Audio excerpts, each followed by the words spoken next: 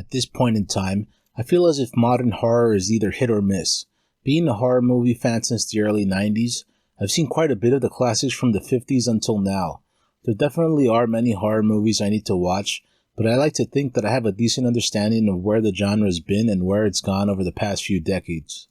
It really doesn't take much for me to decide to watch a movie, so when I heard from a bunch of people that X was worth watching, I knew I'd end up watching it.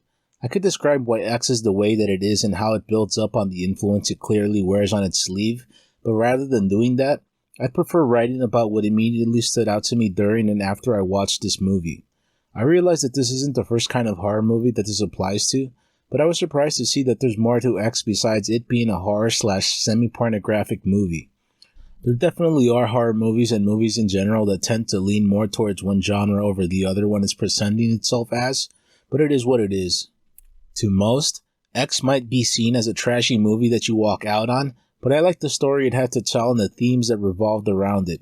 I realize that sympathizing with people committing horrific murders might be wrong of me, but I guess you could say that's just good writing.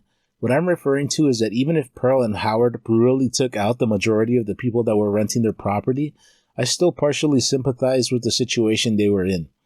Besides Pearl desperately wanting to relive her youth, which is seen in more ways than one, there's the loving husband that'll do absolutely anything to please his wife. I'm sure that his religious beliefs, as extreme as they may be, are partially the reason as to why he's comfortable killing people he views as sinners, but it's also because he sees the discomfort that the movie's younger characters are causing his wife. At the end of the day, they're two despicable characters for the violence that they enacted on others, but it's still pretty sad when you think about it. What really stood out to me about Maxine is that there's more to her than just being a porn actress. You could say that applies to everyone no matter their occupation, seeing as how it's sometimes true that there's more to people besides what they do for a living, but for some it's not that simple. What I'm getting at is that even if Maxine appears to be leading what some would categorize as a degenerate lifestyle, once you realize that Maxine is the preacher's daughter, everything starts to make sense. It's easy to see why someone that was most likely raised in a repressed environment would want to go all out once they've attained the level of freedom. This is largely seen with her desire to be a well-known porn actress, but at the same time, there's also the frequent drug use, which is how the movie starts off. With the kind of lifestyle that Maxine is leading, you'd think that her strict upbringing would be something she'd want to fully brush aside, but that's not the case.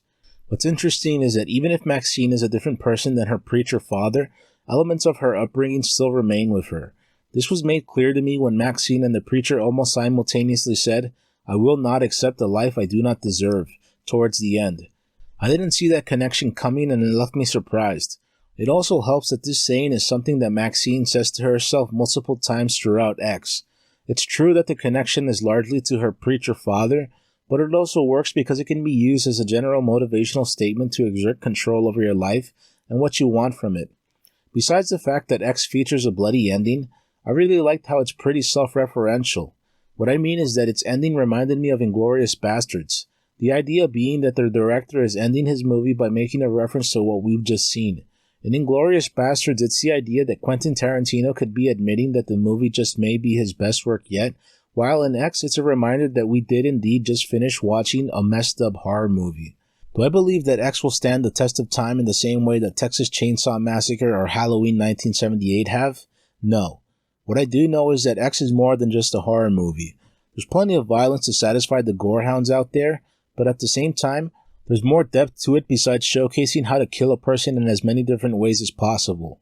While I do recommend this movie, I don't think it'll be enjoyed by everyone simply because of the graphic content and themes that it explores. If you enjoyed this content, please feel free to like, comment, subscribe, and share. Thank you very much for watching.